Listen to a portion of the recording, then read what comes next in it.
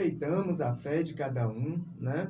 Eu entendo o seguinte: quando o assunto é política e religião, então eu entendo que a política deve ser inclusiva e entendo que, por outro lado, alguns membros da igreja, porque isso tem acontecido, têm demonizado a política. E não podemos fazer isso. A política não deve ser demonizada, né? E como a política é inclusiva, isso inclui, né, no caso, a igreja evangélica, a igreja católica e todos os outros segmentos religiosos no país, né? Então, a política e a religião, como a doutora colocou bem aqui, podem coexistir, sim, havendo ética, havendo respeito, né?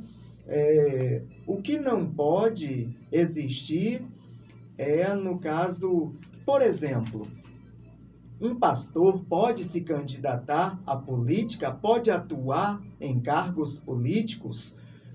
Sim, sim. Ele não tem apenas o direito de voto, mas ele pode sim se candidatar à política, exercer cargo político. Agora, o que ele não pode é usar a igreja para esse fim. Isso é até inconstitucional, né? Então, o púlpito de uma igreja não é um palanque, né?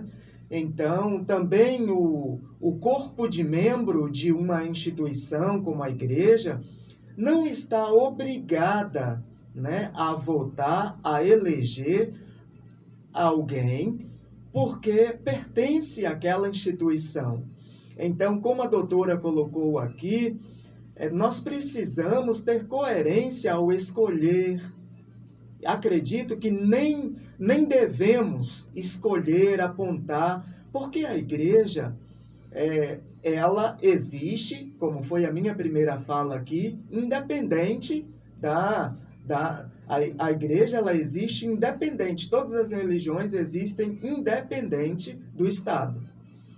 Então, assim como o Estado, como a doutora colocou também aqui, não é que não tenha uma religião, né, específica, não tem uma religião específica, mas aceita, acolhe a todos os segmentos religiosos.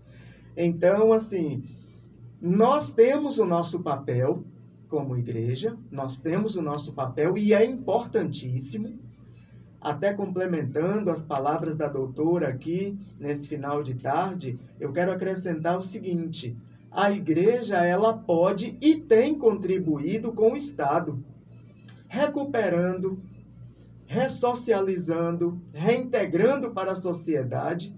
Dentro das igrejas, nós temos muitos né?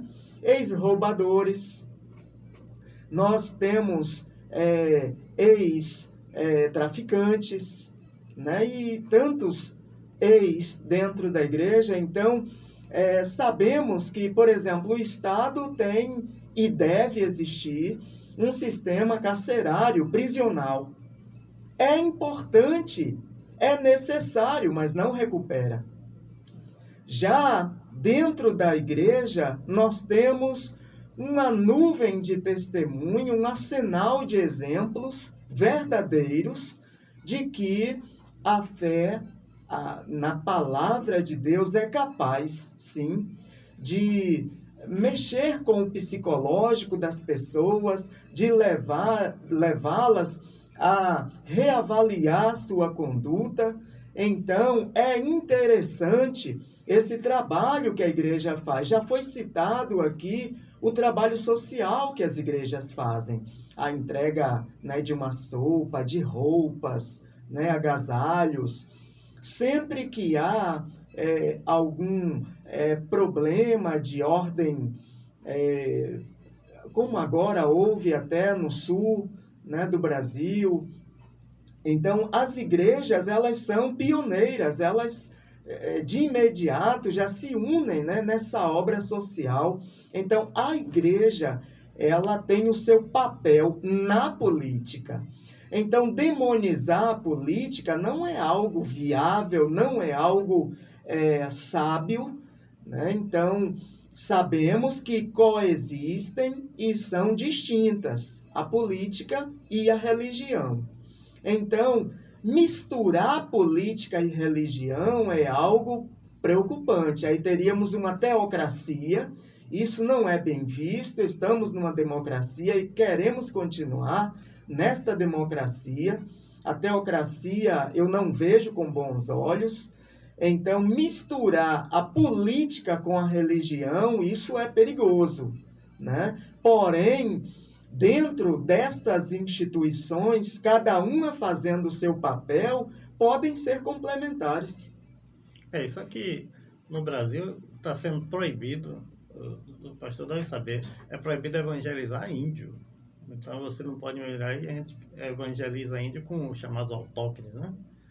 São próprios índios que evangelizam ainda, mas é proibido. E se eu não me engano foi ano retrasado, o governo da Bahia publicou uma coisa dizendo que seria intolerância dizer que só Jesus salva.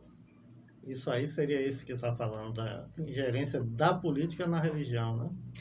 Mas deixa eu só complementar aqui a fala dele. Veja bem, quando eles tentam evitar que haja... que assim, eu vejo que o senhor é uma pessoa muito